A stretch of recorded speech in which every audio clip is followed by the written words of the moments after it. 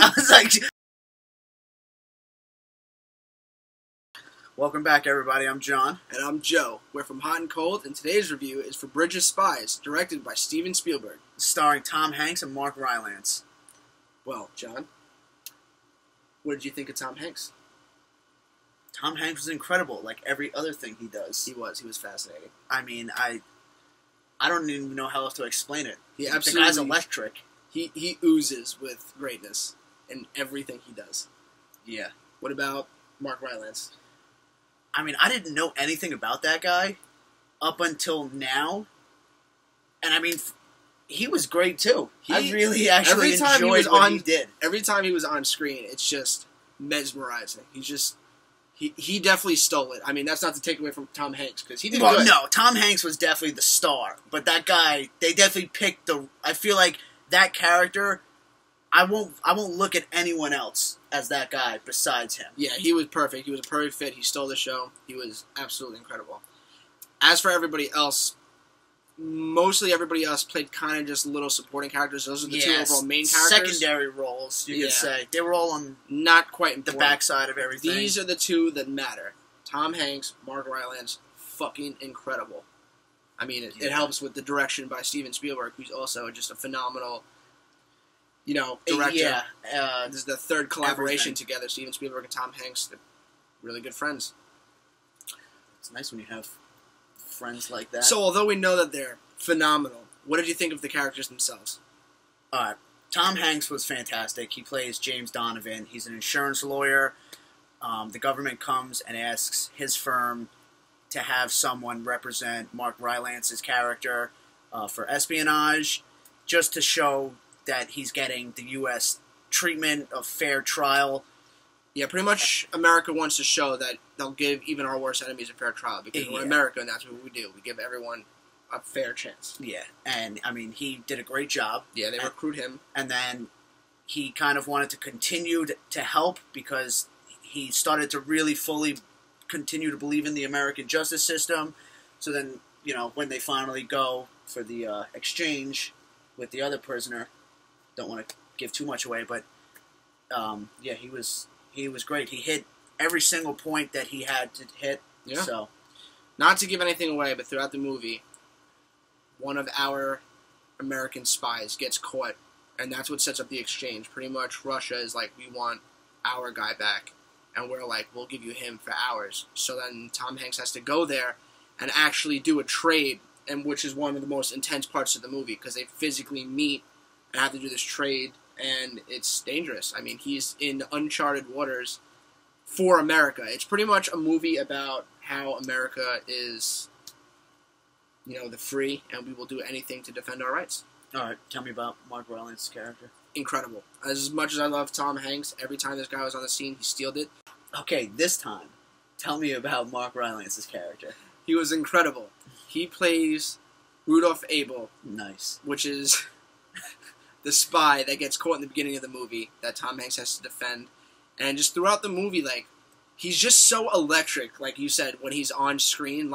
He should be so terrified, but he's not. And there's, this funny little thing I won't get into that Tom Hanks and him, talk about all the time, about how he's not afraid. And just every single scene he's in, without even being intense, it's just so mesmerizing. And he absolutely stole the whole movie. I can't picture anyone else playing that part.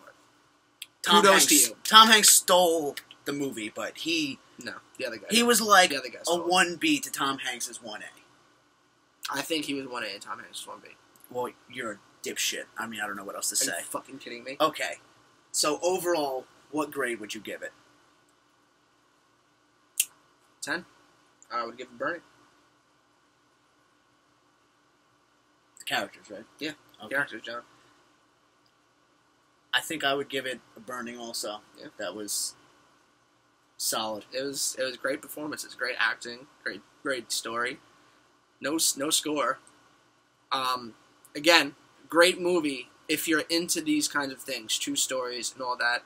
But I would recommend not seeing it if you're an action junkie, because it's quite slow and 99% talk heavy. So. Yeah, but if you want to learn something or actually just see something watch a documentary. See something captivating, yes, go see this movie. It's a fantastic movie. bum fights. That's all I gotta say. Your mom. So. Damn it! I what did forgot you think about of the the story. Oh, I thought the story was great. I mean, here's the thing. No, just go into your side first. Me and Joe have very differing views on the types of stories we like. When I go into a movie, I like to learn something. You know, I like it to be educational. I like it to be, you know, adventurous and all that stuff too. But things like this really get me going. You know, you can go in there, and for me, I was sitting there and I was watching this movie, and I really cared. Even the slow parts, I really cared about what was going on. Oh, I understand you cared, but I'm just saying, you know, so I thought the story, everywhere it went, it was supposed to go. I think Spielberg did a great job. It was flawless. The story was flawless. Okay. I'm going to explain it like this. You could walk into an art gallery, and you'll see a piece of art, and you'll look at it, and you'll think, wow, someone put a lot of time into that. It's good. But that doesn't necessarily mean you're going to want to buy it. I could appreciate this movie.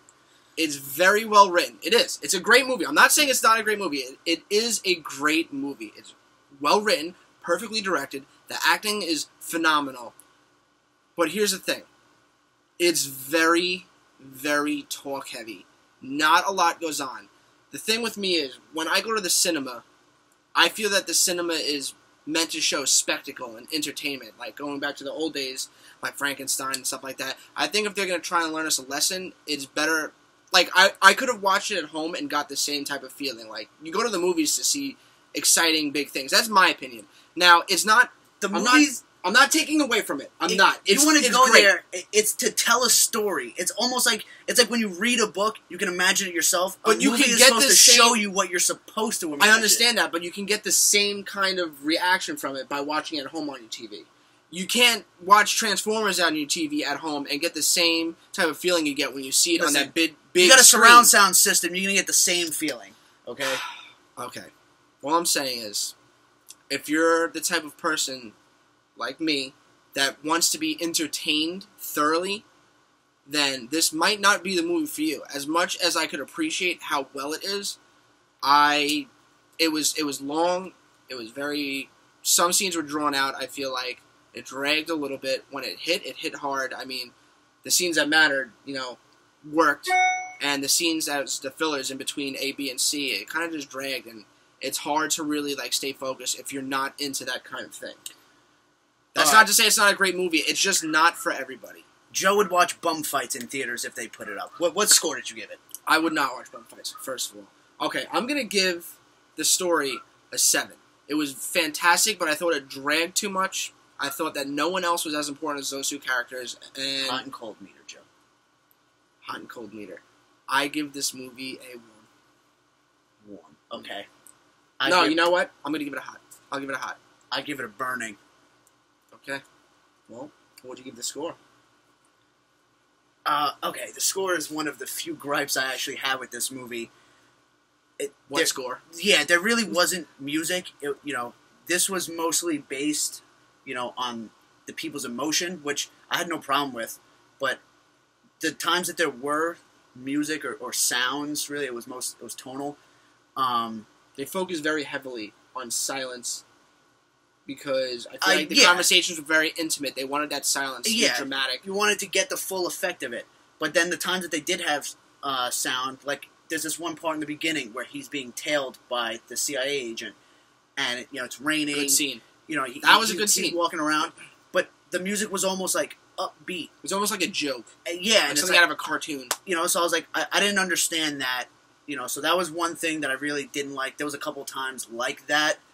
You know, along with you know some of the humor that was in it. I thought some parts were just a little over dramatized with the humor. So I will give the score cold. I will also give the score cold. There's nothing there. It's mostly just silence throughout. And I feel like it detracted from the movie. Yeah. Alright, shithead, so what's our overall grade? Well, asshole. You gave it 3.5, which is between warm and hot, and my overall was hot, so we are hot on this movie. Yeah. It's, it for people like me, this is something you want to go see. It's incredible.